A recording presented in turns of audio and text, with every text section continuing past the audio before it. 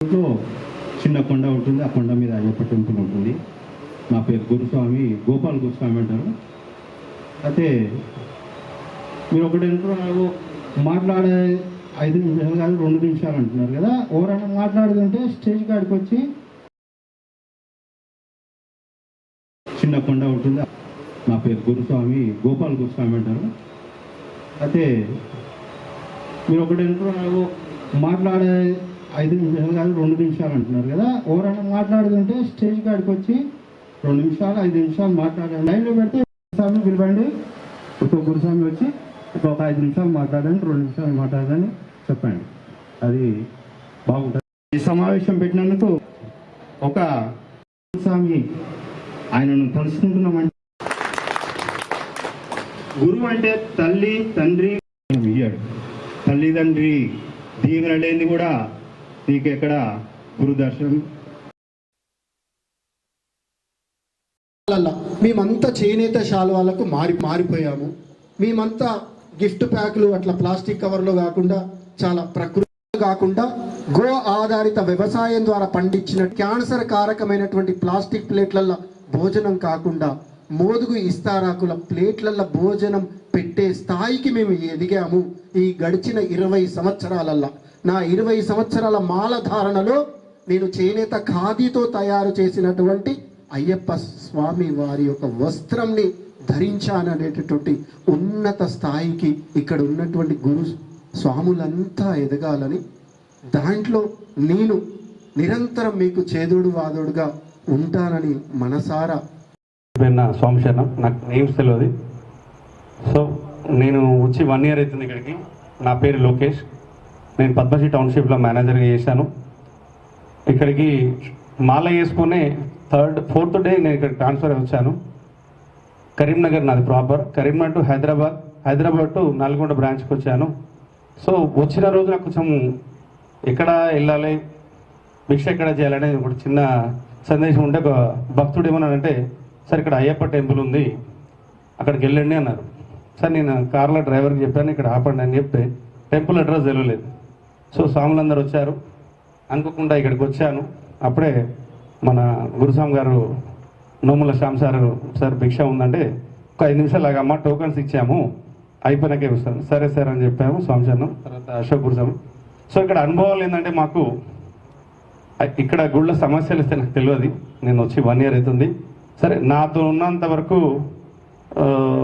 ఈసారి మా వెంచర్లో ఒక కోరిక కోరాను, అయ్యప్ప మాకు కూడా ఎందుకంటే నేను ఎవ్రీ ఇయర్ కరీంనగర్లో పడిపూజ చేసుకుంటాను, సో మాకు కూడా అవకాశం ఇవ్వని అశోక్ గురు గారు సార్ విన్నపించాము.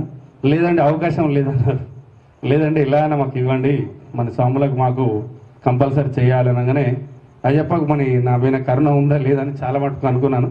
అనుకోకుండా గురుగారు మాకు ఆజ్ఞ ఇచ్చారు, అన్నపర్తిలో చేశాము. సో అయ్యప్ప ఇక్కడ టెంపుల్ ఎంత ఉందో మాకు భగవంతు వల్ల ఆ వెంచర్ వితిన్ 2 monthsలో కంప్లీట్ అయింది. అంటే అంత పవర్ ఉంది నల్గొండలో. ఇప్పటికీ నల్గొండ మా వెనక ఎంతవరకు ప్రేమ ఉందంటే, మా ఎండి గారు అన్నారు, బాబు నువ్వు మీకు చిన్న ఈరోజు జరిగిన సంఘటన ఏంటంటే, నాకు అనుకోకుండా ఈరోజు రీజనల్ మేనేజర్గా పోస్ట్ వచ్చిందండి. సో గుంటూరు, విజయవాడ, నల్గొండ, హైదరాబాద్, సో 4 జిల్లాలకు మనకి ఇన్ఛార్జ్ ఇచ్చారు. సో మీరు అందరూ కూడా ఇక్కడ సమస్యలు అన్నా నాకు సమస్యలు ఎంతవరకు అయితే తెలియదు. సో ఇక్కడ గుడికి సంబంధించిన సమస్యలు ఏదున్నా మేము నా తరఫున నా 1 month శాలరీ 2 lakhs ఉంటుంది. సో 1 month శాలరీ నేను ఇస్తాను. అది గుడి సమస్యలకు, స్వాములకు భిక్ష టైంలో మీరు మధ్యాహ్నం భిక్షకు కానీ ఏదన్నా చూస్ చేయండి. మీరు ఎప్పుడున్నా నేను ముందుంటాను. సో నాకు అక్కడ శబరిమల సమస్యలు అంటే ఎప్పుడు కూడా నేను వెళ్ళినప్పుడు మూమెంట్లో వెళ్ళాను. సో ఒక్కటేంటంటే ఇక్కడ మాత్రం ఈ టెంపుల్లో చాలా పవర్ ఉంది. 100% నాకు 1 yearలో కూడా రిజల్ట్ వచ్చింది. సో ఇక్కడ ఉన్న భక్తులలో కూడా మనుషులలో కూడా నేను ఇప్పటివరకు పరిచయం కాలే, కానీ గురుస్వామి గారితో నేను టచ్లో ఉంటాను. స్వామి ఇలా ఖచ్చితంగా రావాలన్నారు. నాకు అక్కడనే 4 అయిపోయింది హైదరాబాద్లో. ఇమీడియట్గా డ్రైవర్కి చెప్పాను, నువ్వు ఫస్ట్ రెడీ ఉండవు ఏదన్నా దిగుతాను. భిక్ష కూడా నేను మధ్యాహ్నం చేయలే, ఫస్ట్ ఇక్కడ వెళ్ళామని చెప్పి ఇమీడియట్గా నేను ఇక్కడికి వచ్చాను. సో ఇక్కడికి వచ్చేవారికి ఇంకా ఆనందం ఏంటంటే, నేను RSSలో చేశాను. RSSలో క్యాండిడేట్ నేను. ఈ గోఘర్షణ నుంచి అన్నీ వద్దు, ఇప్పుడు చాలా టాపిక్. సో అప్పుడు మా దగ్గర అన్ని కటింగ్ని బంద్ చేయడము, అవన్నీ షాపులు బంద్ చేయడం అంతా చేశాను. సో ఏది ఉన్నా కానీ దైవ కార్యక్రమానికి నేను ముందుంటాను. ఏ విషయంలో అయినా కానీ మనందరం కూడా ఇప్పుడు ఈరోజు సమావేశం పెట్టిన పెద్దలందరూ కూడా ఏంటంటే, ఇక్కడ పొలిటికల్ మీటింగ్ కాదు, ఇది ఆధ్యాత్మిక మీటింగ్. సో మన సమస్యలు ఏందన్నా అని భగవంతుడు నామస్మరణని ఖచ్చితంగా టెంపుల్కి సంబంధించింది ఏది ఉన్నా కానీ, శుభ్రత కానీ ఏది ఉన్నా కానీ చాలా మటుకు నాకు ఇక్కడ 2-3 అనుభవాలు నేర్పించింది. సో దయచేసి ఈ ఇయర్ మాత్రం మీకు భిక్ష కంపల్సరీ మీరు 41 days ఉన్నా 2 months ఉన్నా ఇక్కడ మాత్రం రెగ్యులర్గా పెట్టండి. ఎందుకంటే మాలాంటి వాళ్ళు ఏంటంటే వచ్చినప్పుడు ఒక సమస్య ఏంటంటే ఇక్కడ లేదు అంటే ఎక్కడన్నా అడ్రస్ చెప్తారు, అక్కడికి వెళ్ళాలంటే మా టైమింగ్ ఆఫీస్ టైం 1 hour ఉంటుంది. సార్ ఇవి అందరూ సభకి చెప్పేది కాదు, కానీ మీరు ఇక్కడ మాల ఎప్పుడైతే స్టార్ట్ చేశారో 41 days 2 months కంటిన్యూషన్ మాత్రం ఇక్కడ అన్నదాన కార్యక్రమం పెట్టండి. ఎందుకంటే ఇప్పుడు ఆఫీస్లో ఉన్నది మాకు 1 hour time, 1 hour 1.5 hour minimum. So మీరు పడి పూజకి వెళ్తాం, అంత టైం మాకు ఇవ్వలేరు. ఉన్న టైంలో చేయాలంటే ఇక్కడికి. సో మన ఆఫీస్లో ఉన్న టైంకి మేము జాబ్ ఉచితంగా కూడా జాబ్ చేయాల్సి వస్తుంది. సో ఇక్కడ ఉన్న టెంపుల్కి అయితే చాలా పవిత్రత ఉంది. నేను ఈ ఇయర్ మాత్రం మీకు ఇంకా కూడా ఏదైనా సహాయ సహకారాలు కావాలన్నా కానీ 100% మీ అందరి తరఫున చేస్తున్నాం. గురుస్వామి గారు మాతో ప్రస్తావించడం జరిగింది. మరి ఏ రకంగా అయ్యప్ప స్వాములకి జరుగుతున్న ఇబ్బందుల గురించి వారు గతంలో మాకు ప్రస్తావించారు.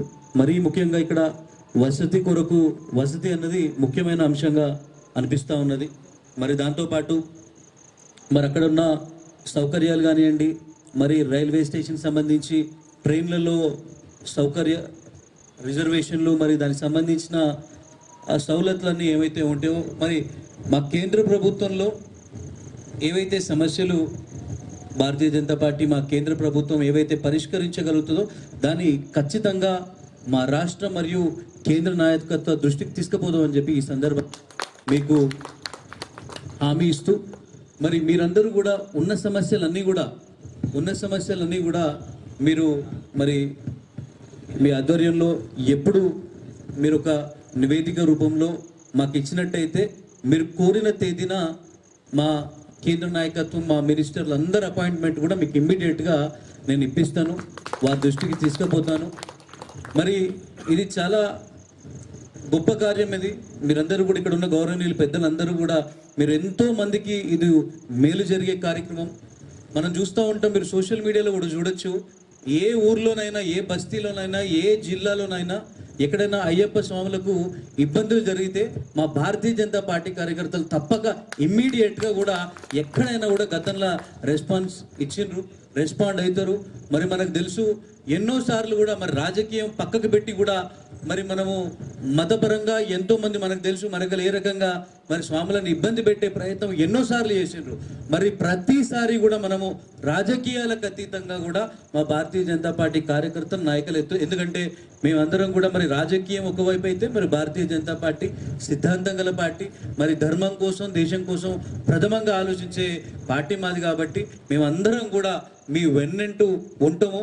మరి ముఖ్యంగా మరి నల్గొండకు సంబంధించి ఎంతో మంది స్వాములు నాకు కూడా అనిపించింది, మరి ఈ సంవత్సరం వచ్చే సంవత్సరం మరి ఎన్జీ కాలేజ్లో మరి 1000 మంది స్వాములతో ఒక పెద్ద కార్యక్రమం చేయాలి నా ఫౌండేషన్ తరఫున అని కూడా నాకు ఎప్పటి నుంచో కూడా, నా చిన్నప్పటి నుంచి కూడా నాకు ఒక ఆకాంక్ష.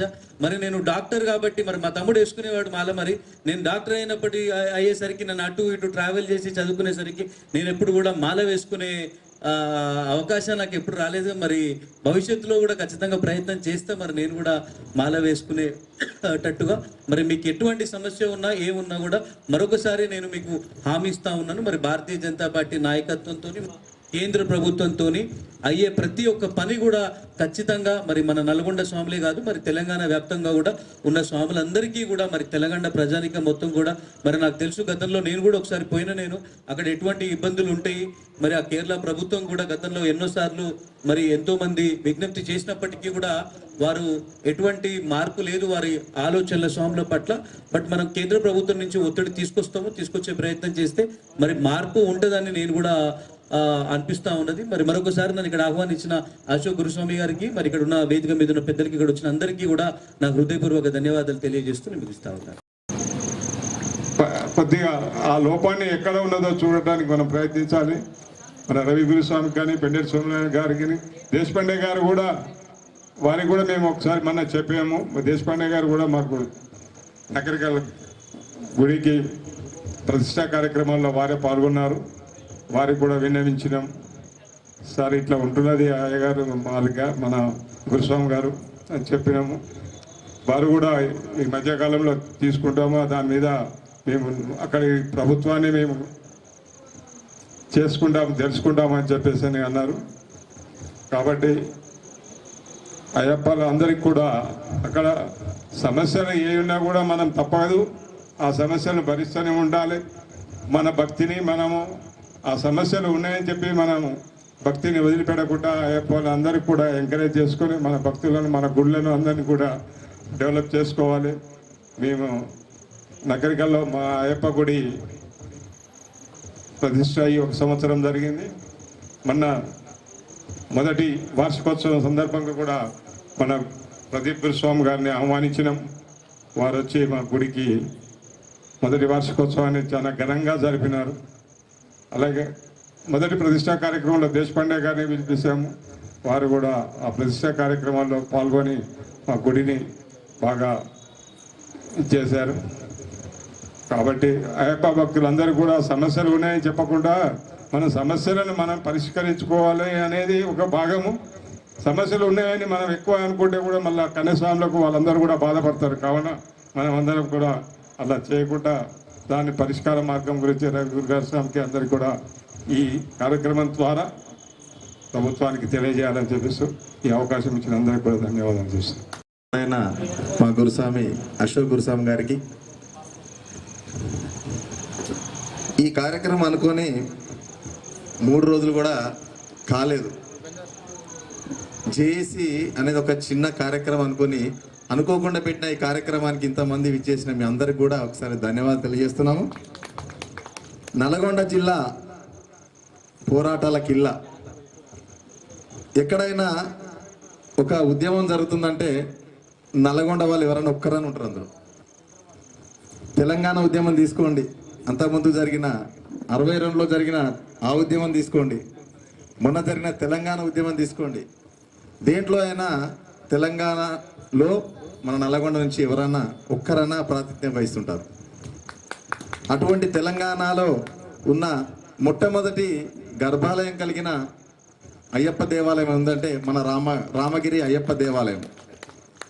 ఆ దేవాలయానికి సృష్టికర్తగా ఉన్నటువంటి రాజన్ గురుస్వామి గారు, వారి శ్రమ జీవితం, వారి ఇల్లు కంటే ఎక్కువ కూడా దేవాలయానికి వారు ప్రిఫరెన్స్ ఇచ్చేవారు. ఎందుకంటే వారి అల్లుడు చిన్నల్లుడు నేను, వారికి చిన్నల్లుడు నేను. వారి అడుగుజాడలో నడుస్తున్న అశోక్ గురుస్వామి, నేను ఒక కొత్త గురుస్వామిని నిన్న సాయంత్రం నేను గమనించిన వారిలో. ఎందుకంటే అశోక్ గురుస్వామి అంటే చాలా ర్యాపిడ్గా ఎట్లుంటాడంటే చాలా పెరేసియస్గా కోపంగా ఉండే గురుస్వామి అశోక్ గురుస్వామి. మీరు అందరూ తేడా గమనించి ఉండొచ్చు. నిన్న సాయంత్రం నుంచి చాలా తేడా ఉన్నది. మీరు గమనిస్తే మీరు తర్వాత కూడా అడగండి వారిని. ఎందుకంటే గత వారం రోజుల క్రితం కూడా అనుకోని కార్యక్రమం ఇది. మేము యాదాద్రి భువనగిరి జిల్లాలో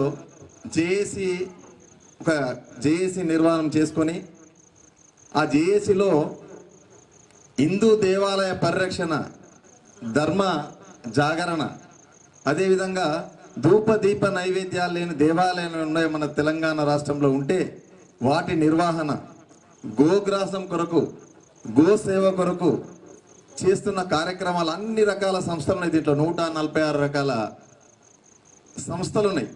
అన్ని సంస్థలను కలిసి ఒక్కొక్కరు ఒక గోసేవ కొరకు ఒకరు పోరాటాలు చేస్తున్నారు, గోవు రక్షణ కోసం ఒకరు పోరాటం చేస్తున్నారు.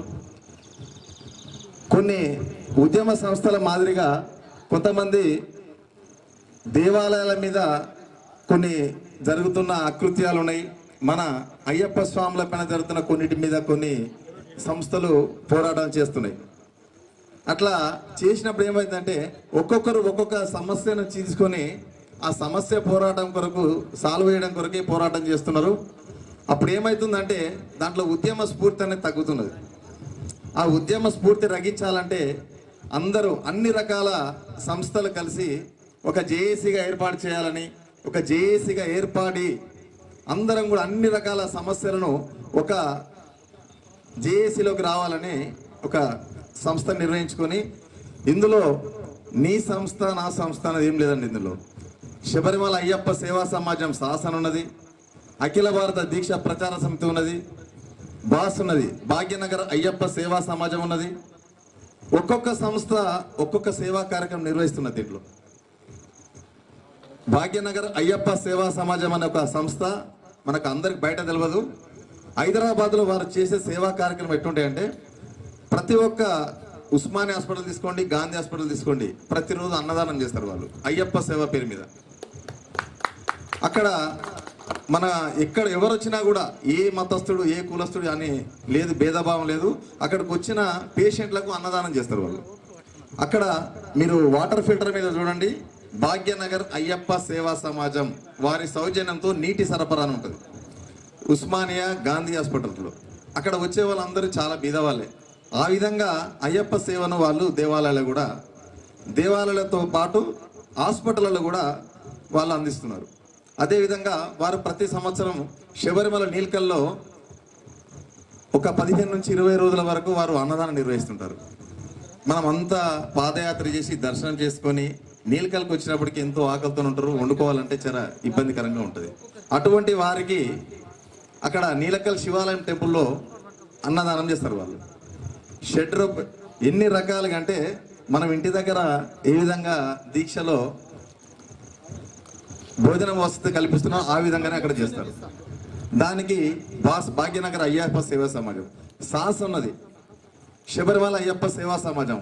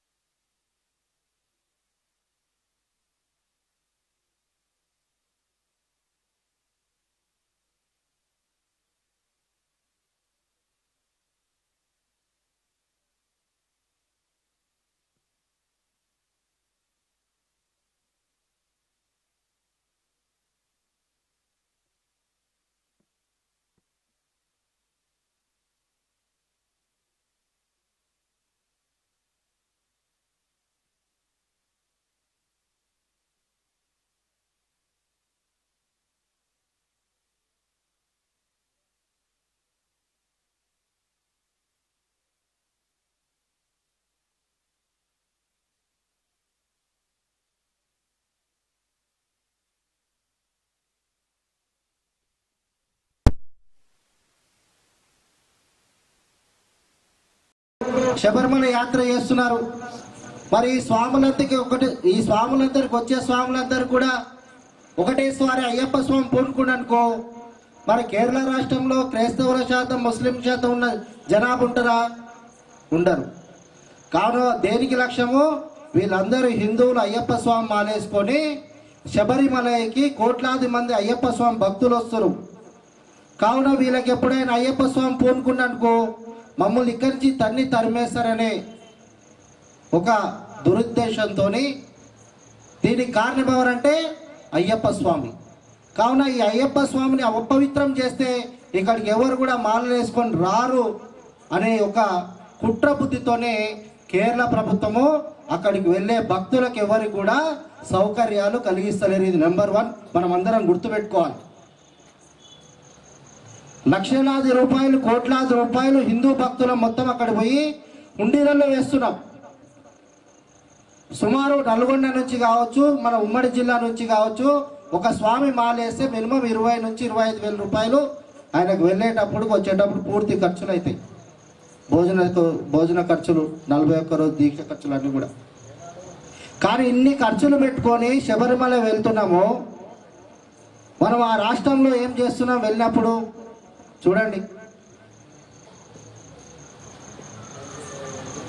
శబరిమల ఇక్కడ ఉండొద్దు అని చెప్పి ఒక ముస్లిం మహిళ కేసేసింది శబరిమల ఆలయం పైన.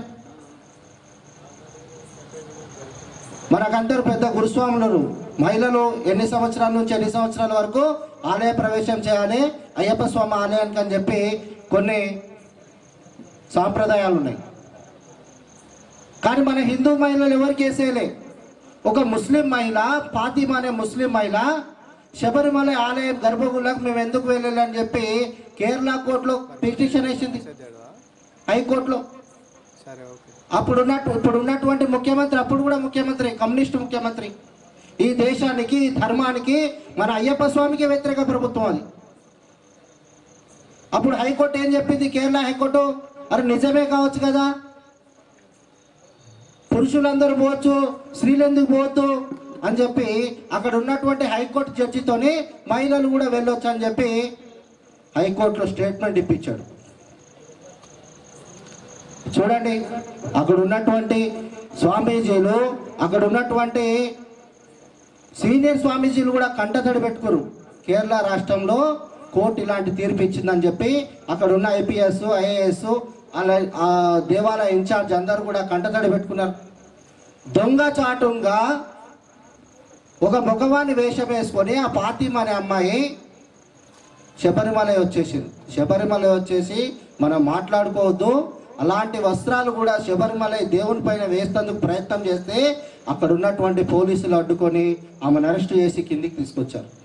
చూడండి, ఈ దేశంలో అయ్యప్ప స్వామి దేవాలయం పైన కేరళ రాష్ట్ర ప్రభుత్వం ఎన్ని కుట్రలు చేస్తుందో ఒకసారి మనం అందరం ఆలోచించుకోవాలి. అయ్యప్ప స్వామిని రాష్ట్రంలో లేకుండా చేయాలని ప్రయత్నం చేస్తారు. ఎందుకంటే కోట్లాది మంది హిందువులు అక్కడికి వస్తున్నారు కాబట్టి. ఆ ఆలయాన్ని మేము కబ్జా చేసుకోవాలి, ఒక క్రైస్తవ మసీద్ గానో లేకుంటే చర్చి గానో మేము తయారు చేసుకోవాలనే కుట్రతోనే ఇదంతా నడుస్తుంది. కావున అదంతా మనం గుర్తుపెట్టుకోవాలి. చిన్న చిన్న సమస్యలు, పెద్దవాళ్ళు అన్నారు, ప్రతి దేవుని దగ్గరికి వెళ్ళినప్పుడు కోట్లాది మంది భక్తులు వస్తున్నప్పుడు చిన్న చిన్న సమస్యలు అన్నీ ఉంటుంటాయి. కావున మనం కూడా అందరం కూడా ఒకటేసారి వెళ్ళే ప్రయత్నం చేస్తుంటాం. ఒకటేసారి వెళ్ళాలి అక్కడికి, మేము దర్శనం చేసుకోవాలి అనే భావన మనలో ఉంటుంది. అలాంటి టైంలో ఎక్కువ మంది అక్కడ భక్తులు వస్తుంటారు, అది కూడా మనం గమనించాలి. రాజన్ గురుస్వామి స్థాపించినటువంటి దివ్య దేవాలయ ఆవరణంలో, తెలంగాణలో మొట్టమొదటి గర్భగుడి అయినటువంటి ఈ ఆవరణంలో నల్గొండ జిల్లా మొట్టమొదటి జేఏసీ యొక్క సమావేశం నిర్వహించుకోవడం. ఈ యొక్క సమావేశానికి మరి శ్రీనివాస్ గౌడ్ గురుస్వామి మున్సిపల్ చైర్మన్ గారు చేసుకుంటూ, మాల వేసుకున్న ప్రతి గురుస్వామి, ప్రతి మాలధారుడు ఒకసారి ఆలోచించాల్సిన సమయం ఏర్పడింది. మనం శబరిమల అయ్యప్ప స్వామి దీక్ష తీసుకుంటున్నాం. ఆ దీక్ష నిబంధనలు ఏంటి, మనం ఎంతవరకు అవలంబిస్తున్నాం, ఎంతవరకు పాటిస్తున్నాం, మనకున్నటువంటి నిబంధనల యొక్క ప్రజెంట్ ఉన్నటువంటి, ఒకప్పుడు ఉన్నటువంటి నిబంధనలకు, ఇప్పుడు జరుగుతున్నటువంటి దీక్ష యొక్క సమయంలో జరుగుతున్నటువంటి నియమాలకు తేడా ఏంటి? ఒక అయ్యప్ప మన మాల వేసుకున్న తర్వాత మన స్థానిక ఉన్నటువంటి ఆలయంలో మనం ఎన్నిసార్లు దేవాలయ దర్శనానికి వెళ్తున్నాం? మన ఆలయానికి మాల తీసిన తర్వాత, శబరిమలకి వెళ్ళి వచ్చిన తర్వాత మనం ఎన్నిసార్లు మన అయ్యప్ప స్వామిని దర్శనం చేసుకుంటున్నాం? ఒక్కసారి ఆలోచించాల్సిన అవసరం ఉంది. మన అయ్యప్ప దేవాలయాన్ని మనమే సంరక్షించుకోకపోతే ఎవరు సంరక్షిస్తారు?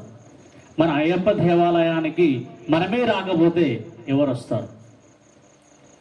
ఎందుకంటే ఒక దేవాలయం నిర్మించడం అనేది మామూలు విషయం కాదు. ఎంతో శ్రమ కోరి విరాళాలు కలెక్ట్ చేసి దాని ఒక సిస్టమ్ తయారు చేసి ప్రతిష్ట చేసి డైలీ శాస్త్ర ప్రకారం, విధి ప్రకారం, ఆచార ప్రకారం కైంకర్యాలు చేయడం అనేది అందరికీ దక్కే అదృష్టం కాదు. మనం మాల వేసుకుంటున్నాం కాబట్టి మనం శబరిమల వెళ్ళి అయ్యప్పని దర్శించుకుంటున్నాం. మండల కాలము మనతో పాటు సమాన దీక్ష చేసిన మన మాతలకి శబరిమలకి వెళ్ళే అవకాశం లేదు కాబట్టి, 60 సంవత్సరాలు నిండే తర్వాతే వాళ్ళు వెళ్ళాలి కాబట్టి వాళ్ళకు అవకాశం, భాగ్యాన్ని, సేవ చేసే భాగ్యాన్ని మనం ఇక్కడ కల్పిస్తున్నాం.